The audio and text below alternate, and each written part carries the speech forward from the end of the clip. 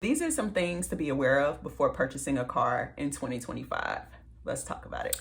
Hey girl, hey guy, it's Ty and welcome back to Ty's Adulting Handbook.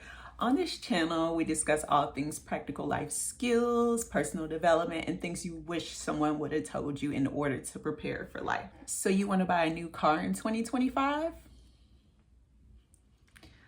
Okay, let's talk about it. So what we're going to be talking about in this episode are 5 important tips that you need to be aware of before you decide to walk into a dealership to purchase a car. Why are we going to be talking about this? Because per TikTok, there's an influx of people going into the dealership, buying the vehicles. Let's say, for example, there was a Bronco that was trending for a while, going into the dealership to buy a Bronco, but to come out with being stuck in an install plan for 72 months and a 30% APR interest rate. Okay, tip number 1, we're going to go ahead and hop into it, and that's do your research. So typically before going into a dealership, we already have our mindset on what make and model type of vehicle that we want to have, right? Right. So if you are into Toyotas or Fords or Chevys or Mazda, the list goes on and on and on. You want to make sure you do your research on that specific make and model, right? We want to know what's the longevity on the vehicle. If it's something like a Toyota, Toyotas can last up to 20 years if you're doing the proper maintenance. Or if you want something a little more luxurious, you definitely want to look up what is the longevity on this vehicle. You want to know what's the resale value, because we all know as soon as you drive that new vehicle off the lot, you immediately lose appreciation. Or is it depreciation?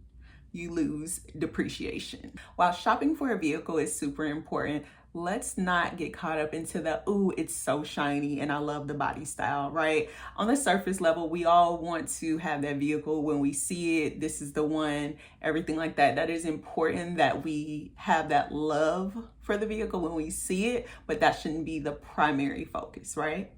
So with looking into which vehicle you're going to be choosing, make sure we're looking into consumer reports. Let's make sure we're looking into consumer reviews on the vehicle, you know, the lifetime warranty, all the things, the MSRP, right? The MSRP is the manufacturer's suggested retail price. Let's make sure we're looking at the fair market value, right? Because as we all need vehicles, we do need forms of transportation.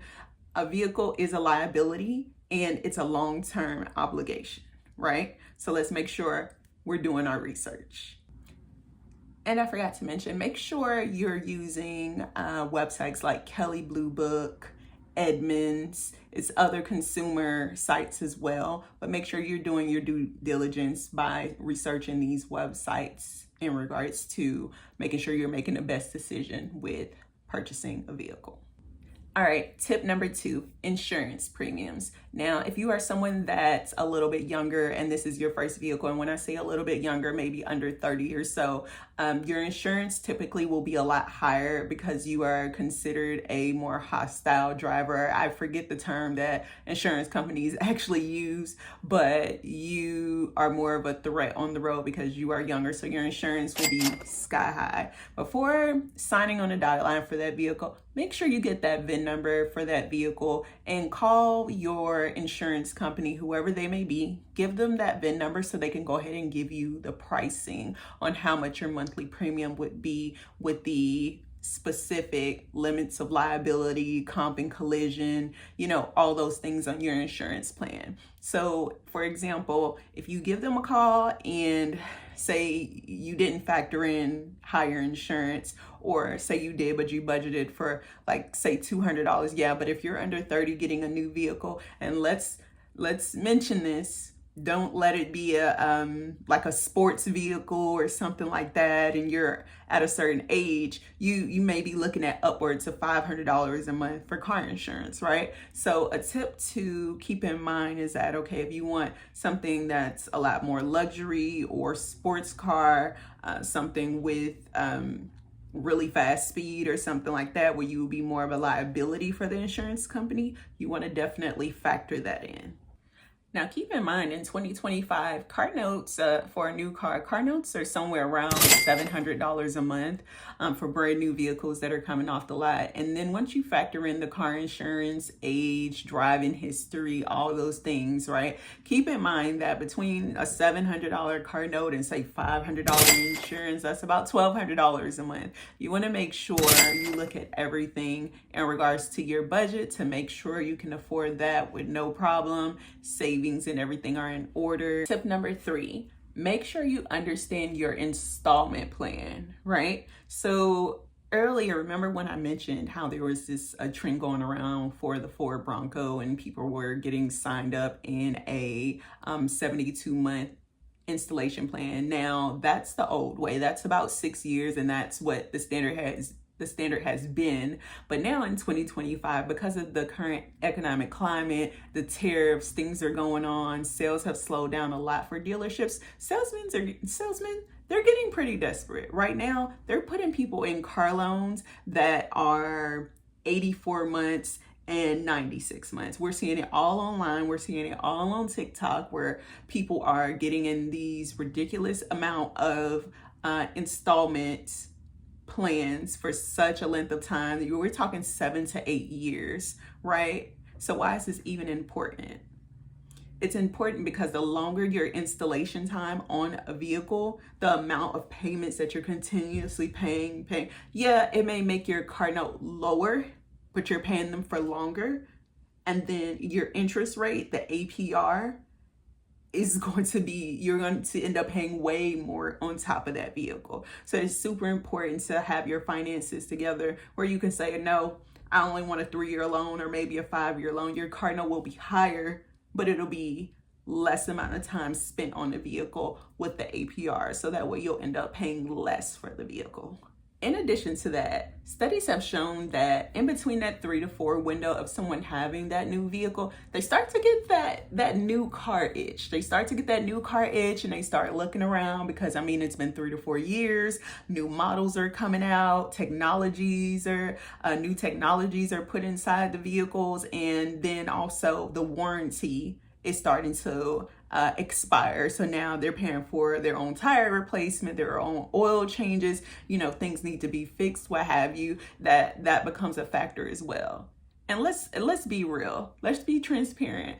Anyone riding around in a car after 6 years, what does the car typically look like? People typically want out. They want that new thing. The bumper may be falling off. The car may have paint scratches. It typically, when someone has had a vehicle for that long, 6 years, or so, the car doesn't look that great. So everyone gets that new car itch where they want to go ahead and get a new car. Now, mind you, say you're about 4 years into your car note and you say, I want a new car. I don't care. This one is, I'm tired of I'm starting to have to pay for maintenance. The warranty's running out. The bumper's falling off. It's just, I want that new thing.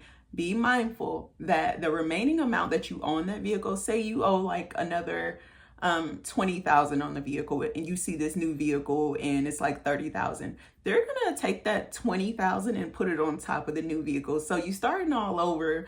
You get a brand new car, but you get an even longer car note, right? With a higher amount that has to be paid. So just keep that in mind with going and getting a new car, understanding the installments and what that looks like over time and how much money you're actually going to be paying out. Understand that longer loans equal lower monthly payments, but more interest paid over time. Shorter loans equal higher monthly payments, but less interest overall and faster equity in the car. This is something to really remember. New vehicles depreciate. Remember earlier I said appreciate. Newer vehicles depreciate 20 to 30% within the first year.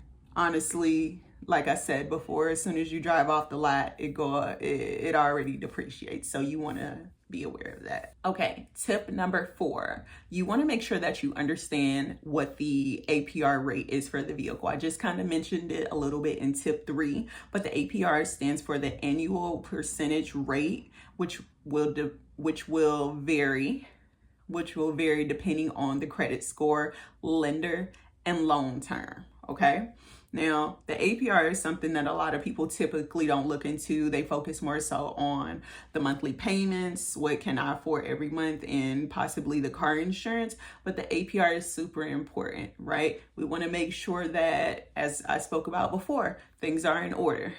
Our credit is A1, our credit is top tier, so we can have a very low APR interest rate, right? We can get that 2 to 3%, 4%, The overall goal is to have the APR as low as possible. If you're being offered something astronomical, like I said before, like a 30% interest rate, and I know I could be, doing the most by saying 30% interest rate, which you would be surprised.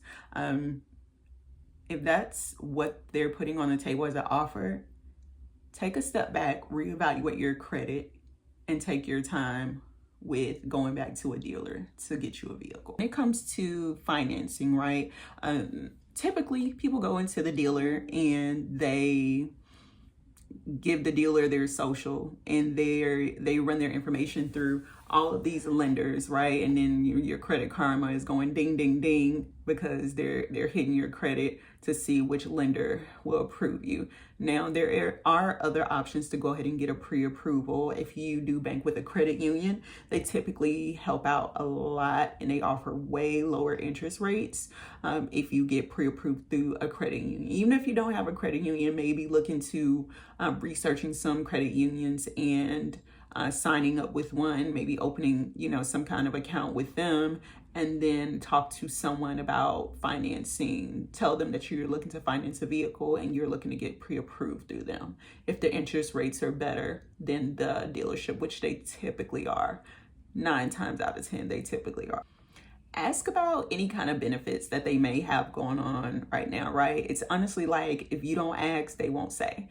Ask about the 0% APR manufacturer promos, and see what they have to offer. Sometimes you can even ask, hey, how long has this vehicle been on the lot? Because typically in dealerships, they try to get cars off the lot very quickly. They don't want cars there past 30 days. So if you ask them which vehicle has been on the lot the longest because they're so eager to sell it, that might be a best of value for you as well.